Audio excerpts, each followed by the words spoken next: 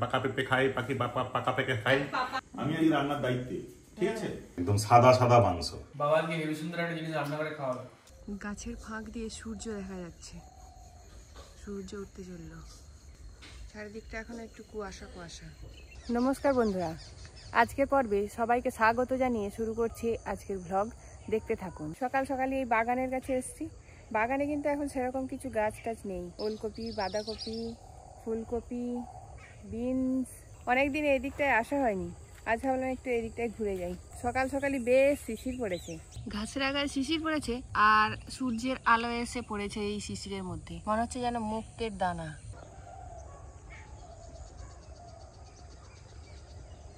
সকালবেলা এই ধান ক্ষেত, তার মাঝখান দিয়ে রাস্তা, এখানে চলে এলে বেশ মনটা ভালো হয়ে যায়।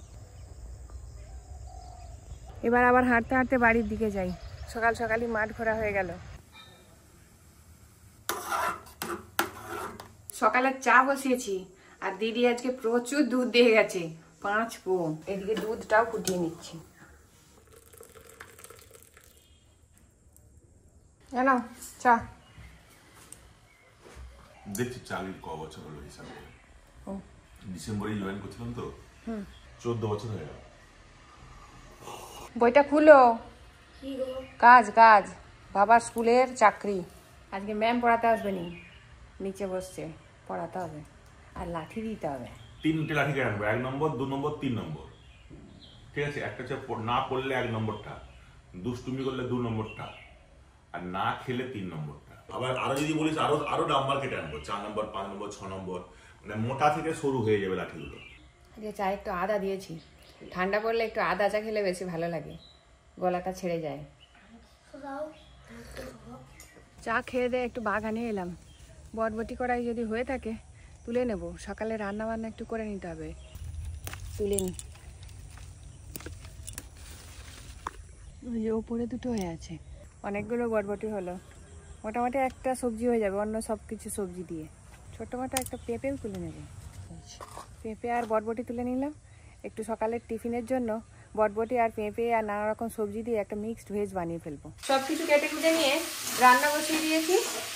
সব মিক্সড একটা সবজি করছি আর রুটি। সবজি রেডি, নামিয়ে নেব।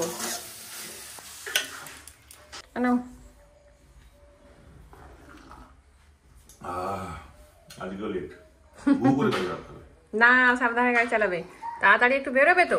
তোর মাছ বাড়ছে, খাওয়ার মতো হয়েছে। পুঁটি মাছ খাবে?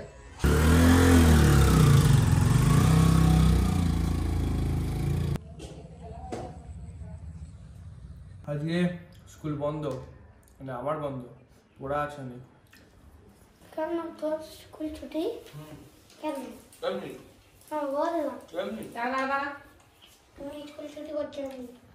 ওই যে স্নান টান করে রেডি হয়ে গেছে, ভাত টাত খেয়ে দিয়ে স্কুল যাবে। নে ভাত মেখে দিয়েছি, খেয়ে নে চটপট করে। আরে ডিম ডিম ডিম ডিম দিয়ে আলু সিদ্ধ মুড়ি।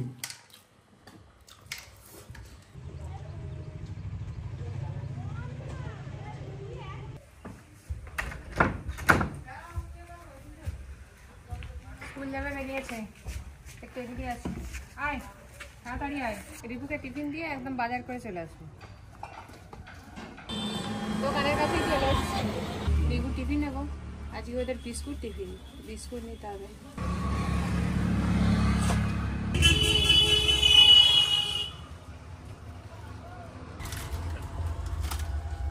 টিফিনটা টিফিন বক্সের মধ্যে দিয়ে দিই।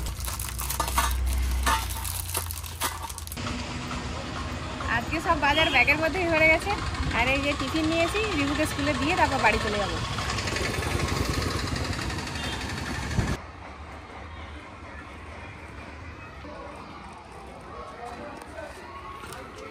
টিফিন দেওয়া হলো, এবার বাড়ি যাই। একটু রান্না বান্না তো বাকি আছে, গেটটা দিয়ে দিই। কারি পকোড়া একটা পাঞ্জাবি খাবার, সেই পাঞ্জাবি খাবারই আজকে বাড়িতে বানাবো দুপুরে ভাতের সাথে। বেসন নিয়ে নিয়েছি 1 কাপ, আর 3 কাপ মতো টক দই নিয়ে নেব। মিক্সির মধ্যে দিয়ে ভালো করে গুলিয়ে নেব। 3 কাপ দই দিয়ে দিলাম। হলুদ গুঁড়ো দিয়ে দেবো, আর একটু দিয়ে দেবো কাশ্মীরি লঙ্কার গুঁড়ো। খুব সুন্দর করে একটা পেস্ট করে নেব।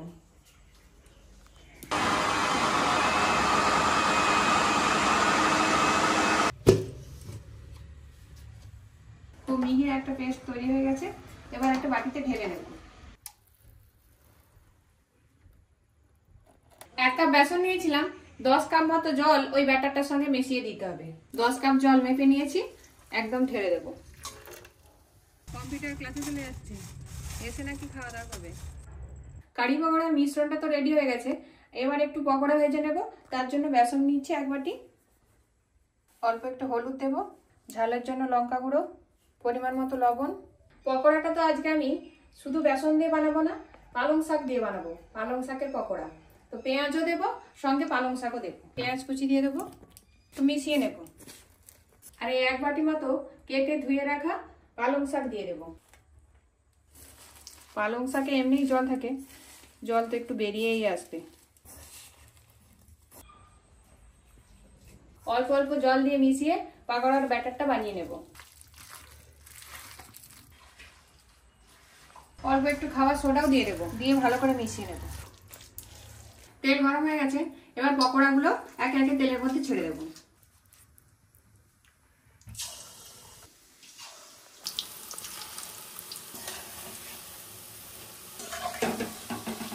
এই পকোড়াগুলো কিন্তু শুধু মুখে খেতেও খুব ভালো লাগবে। পকোড়াগুলো একদম ভাজা হয়ে গেছে, এবার তুলে নেব। এইভাবে সবকটা পকোড়া ভেজে নেব।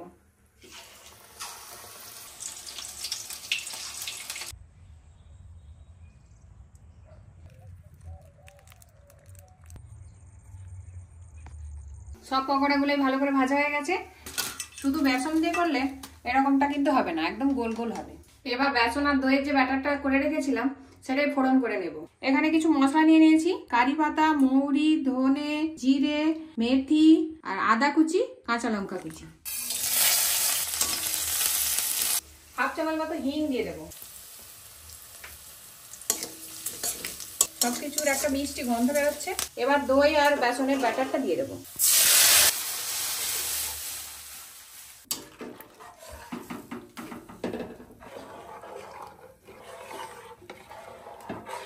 কি সুন্দরভাবে ফুটছে, আর কালারটাও অনেক চেঞ্জ হয়ে গেছে, ফুটে ফুটে কমে গেছে, একদম রেডি হয়ে গেছে। এবার পরিমাণ মতো লবণ দিয়ে দেবো।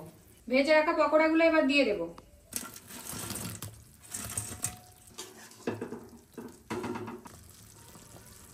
এবার গ্যাসটা বন্ধ করে 5-7 মিনিট চাপা দিয়ে রেখে দেবো, যাতে গ্রেভিটা ভালো করে পকোড়ার মধ্যে ঢুকে যায়। এবার একটু তড়কা দিয়ে নেব। তেলের মধ্যে সরিষা আর শুকনো লঙ্কা নিয়েছি, রসুন কুচি দিয়ে দিলাম, আর দিয়ে দেবো কারি পাতা। এগুলোকে ভালো করে ভেজে নেব। এই সময় একটু গ্যাস অফ করে দিয়ে কাশ্মীরি লঙ্কা গুঁড়ো দিয়ে দেবো। তড়কা প্যান সহজেই খুব গরম হয়ে যায়, তাই জন্য এটা শেষেই দিলাম। কারি পকোড়া একদম রেডি, এবার নামিয়ে নেব। এবার তড়কাটা দিয়ে দেবো।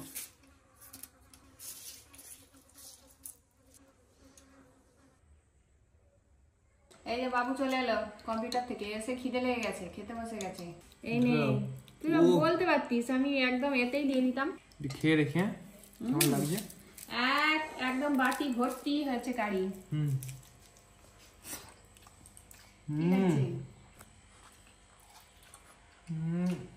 আজকে পকোড়াটা পালং শাক দিয়ে বানিয়েছি।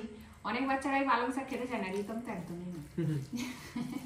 ওই জন্য আমি একটু পকোড়াটা পালং শাক দিয়ে করলাম, যাতে শাকও খাওয়া হয় আর পকোড়া তো খাওয়া হচ্ছে। পকোড়া রিভু চলে এলো, রিভুর বাবাই বাকি আছে আসতে। এসেই এমনি কি আছে, পটেটো চিপস বার করে খেয়ে নিচ্ছে। চিপস না এটা বিস্কুট। ওই যে রিভু একটু কবিতার ক্লাসে যাচ্ছে, একা একা বেরিয়ে পড়েছে, একটু এগিয়ে দিয়ে আসবো।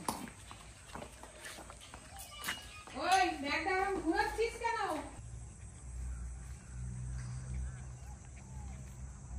অনেক রকমের বীজ নিয়ে চলে এলাম, বাজার থেকে আগেই নিয়ে এসেছিলাম, লাগানো তো আর হয়নি।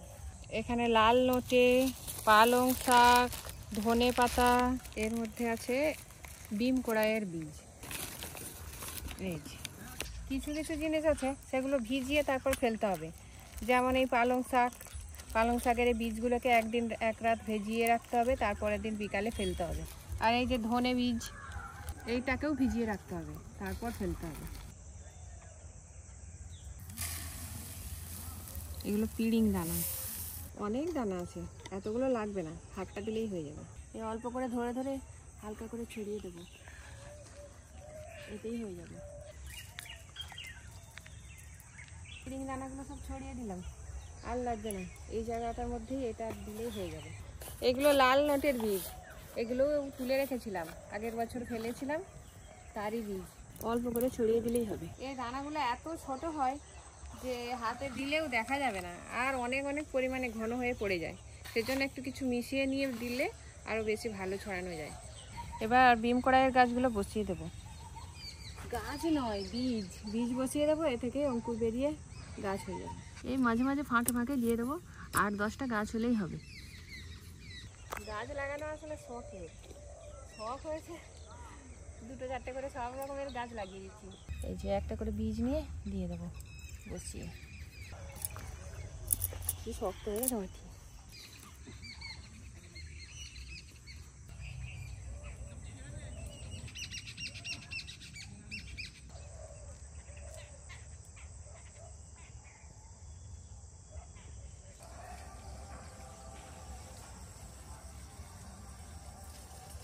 পাইপে করে জল দিচ্ছি। এইখানের গাছগুলো তো একদম মাটির সঙ্গে মিশে গেছে, হবে কিনা তারই ঠিক নেই। আজকে রোদটাও প্রচুর কড়া ছিল, আর গাছগুলো সব একদম শুকনো হয়ে গেছে। জল দিয়ে দিই, দেখি যদি বাঁচে। এবার বাড়ির দিকে যাবো, এবার সন্ধে হয়েই এলো, সন্ধেও দেখিয়ে দিতে হবে। স্কুলের ভিতর থেকে হাঁকাচ্ছে, বাবা দাঁড়াও, বাবা দাঁড়াও। তো পরীক্ষা দিবি আবার আবৃত্তির? বাবা আচ্ছা রেখে দাও, পরে করে দেবো। গাছে পেঁপে তো প্রায়ই পাকছে, তুলে তুলে নিয়ে এসে রেখে দিই। আজকে একটু কেটে নিচ্ছি, আপনাদের দাদাও চলে এলো, বাচ্চারাও সব এসে গেছে। ভালো হয়েছে, ভালো তো হবেই। পেঁপে খাও, গাছের পাকা পেঁপে, পাকা পেঁপে খায়, বলো খুব দ্রুত। তুমি কই 10 বার বলো, পেঁপে তো খাচ্ছ। পাখি পাকা পেঁপে খাই, পাখি পাকা পেঁপে খাই, পাখি পাকা পেঁপে খাই, পাখি পাকা পেঁপে খাই, পাখি পাকা পেঁপে খাই, পাখি পাকা পেঁপে খাই। হ্যাঁ, পাখি পাপা পেঁপে এই খায়। কথাটা কতবার ঠিক বলছি? এই 6 বার। তো 6 বারের পর ভুল বলেছি। সন্ধ্যের চা রাত আছে, বিস্কুট খাবো, ময়দা। সন্ধ্যেবেলা বাজারে কিছু পাবে? চিকেন আনতে যাচ্ছি, আজকে সবাইকে রান্না করে খাওয়াবো। আচ্ছা, চিকেনের একটা স্পেশাল পদ। বাবা বড়বাবু অনুরোধ করছে, আজকে তুমি রান্না করে খাও, মা বসে থাকবে সন্ধ্যে থেকে।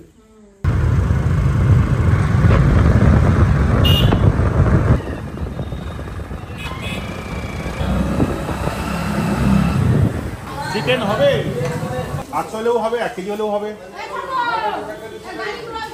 সবই দানা পড়ে আছে।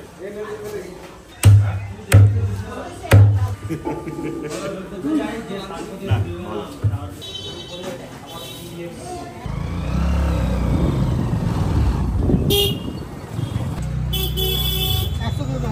1 কেজি পেঁয়াজ দাও।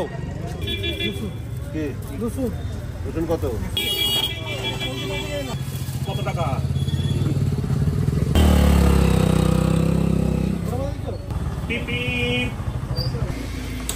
আমাকে গোলমরিচের প্যাকেট দাও। গোলমরিচের গুঁড়ো কিনে নিলাম, পেঁয়াজ আর চিকেন, আর বাড়িতে গিয়ে রান্না স্টার্ট হবে। এসছি যখন একটা চা খেয়ে যেতে হবে, না হলে কিন্তু মন কেমন করবে, ঘরে গিয়ে মনে হবে কি একটা খাইনি। রেডি আছে কি? মানে চা খাবো নি, একটু কেমন লাগে, মানে একটু মনে হয় কি একটা খেলাম নি, কি একটা অপূর্ণ রয়ে গেল নাকি।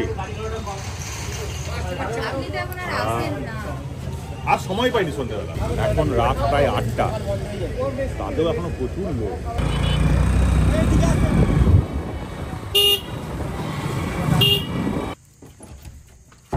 গো। আমি আজকে রান্নার দায়িত্বে, ঠিক আছে?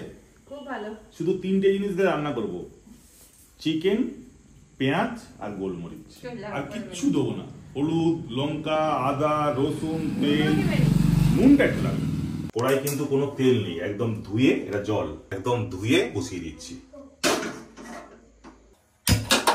এবার পেঁয়াজটা দিয়ে দেবো। এটা হচ্ছে যে 500 গ্রাম পেঁয়াজ, 800 মাংসের জন্য। আমার মাংস রান্নার উপাদান বলতে শুধু এই পেঁয়াজ। যাতে ফ্যাটি লিভার, কোলেস্টেরল, তারা এরকম করে মাংস রান্না করে খেতে পারেন, একদম বিনা তেলের রান্না। পেঁয়াজের পরিমাণটা একটু বেশি দিতে হবে, যেহেতু কোনো মশলা দেওয়া হচ্ছে না। রিপুকে আমি একটু পরিয়ে নিচ্ছি। আপনাদের দাদা গেছে আজকে রান্না করতে। বাবা কি খুন্তি ঝাড়ছে, ঠক ঠক করছে। পেঁয়াজটা কিন্তু পুরো ভাজলে হবে না, আধ ভাজা করে নিতে হবে। যদি পুরো ভাজতে যান তাহলে কড়াই জড়িয়ে যাবে। কেন বলুন তো? যেহেতু তেল নেই। এই দেখুন পুরো কাঁচাই আছে, পুরো ভাজা কিন্তু করিনি, ওই আধ ভাজা বা একটু ভাজা। এবার আমি এতে মাংসটা দিয়ে দেবো। এতে শুধু নুন দেবো, আর কিচ্ছু না। লবণ দিয়ে নিয়েছি, এবার একটু নেড়ে নেবো। কোনো তেল দিই না, কোনো মশলা নয়, ব্যাস পেঁয়াজের সঙ্গে ভালো করে শুধু নেড়ে নেবো, মাখিয়ে নেবো পেঁয়াজটা। প্যাকেট থেকে 1 চামচ গোলমরিচ নিয়ে নিয়েছি, এটা এখন দিয়ে দেবো। আবার সব রান্না হয়ে গেলে আবার একটু দিয়ে দেবো। গোলমরিচ দেওয়ার পর আবার একটু নেড়ে নেবো। জল বেরোতে শুরু করে দিয়েছে, ব্যাস একটা পার্ট হয়ে গেল। এবার এইটাকে ঢাকা দিয়ে দেবো, বেশ কিছুক্ষণ ঢাকা দিয়ে রাখতে হবে। তারপর এখান থেকে জল টল বেরিয়ে গেলে আবার নাড়তে হবে, আর কিছু দিতে হবে না। একদম শেষ করে নামানোর সময় একটু সামান্য গোলমরিচ। ওইদিকে ফুটছে, এখন মিনিট 10 ফুটুক, তারপরে গিয়ে নাড়বো। তখন একটু পড়িয়ে দিই। তার মা এখন পড়িয়ে পড়িয়ে পরিশ্রান্ত হয়ে গেছে, কারি পকোড়া খাচ্ছে। ওই ধর একটা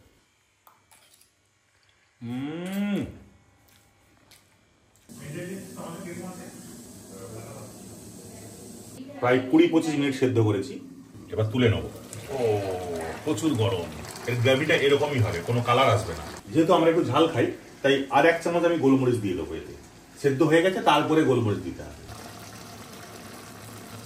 ব্যাস, বেশি সিদ্ধ হলে আবার মাংসগুলো কিন্তু ভেঙে যাবে, তাই আর বেশি সিদ্ধ করবো না। চিকেন রান্না কমপ্লিট। এই রেসিপিটার নাম হচ্ছে চিকেন পিপার ফ্রাই। অপর্ণা তো আগেই পরোটা করে রেখে দিয়েছে, একদম 7 সকালেই পরোটা করে নিয়েছে। এই দেখুন কত সুন্দর হয়েছে, ওয়াও দারুণ হয়েছে, একদম সাদা সাদা মাংস। রান্না করে প্রত্যেক দিনের মতো শরীরচর্চা করতে হয় আমাকে, আজকেও শরীরচর্চা করতে হবে। প্রত্যেক দিন 1 ঘন্টা করে প্রত্যেকটা মানুষের শরীরচর্চা করে রাখা উচিত, যত কাজই থাকুক। মোটামুটি বাড়িতে এসে ভিডিওটা ছেড়েই আমি শরীরচর্চা করি। রান্না করতে করতেই দেরিটা হয়ে গেল। 25 মিনিট হয়ে গেল, পুরো ঘাম দিচ্ছে, গেঞ্জি টেঞ্জি সব ভিজে গেছে। এখনো 5 মিনিট। এটা কে রান্না করছে বলো? আপনি? তুই তো উপরে পড়তেছিস, তুই বুঝবি কি করে কে রান্না করছে। খেয়ে বল কে রান্না করছে, টেস্ট দেখে বলতে হবে কে রান্না করছে। আচ্ছা এটা হচ্ছে দুপুরের কারি। কি কারি কারি? এটার নাম হচ্ছে কারি। কি এটা হচ্ছে কি কারি পকোড়া, না পালং শাকের কারি পকোড়া। পালং শাকের কারি পকোড়া। এটা কারি পকোড়া, এটার সঙ্গে ভাত খেলে সেটা হচ্ছে কারি চাওয়াল। রিপু কি কারি পকোড়া নিবি? চিকেন এসে গেছে আমার কারি পকোড়া নাকি? টেস্ট তো দারুণ। জল চলে দাও গো। কত রান্না পারি জানিস? আর একজনকে দেয়নি। দেয়নি বলে তাহলে মন খারাপ হয়ে যাচ্ছে। এই নাও।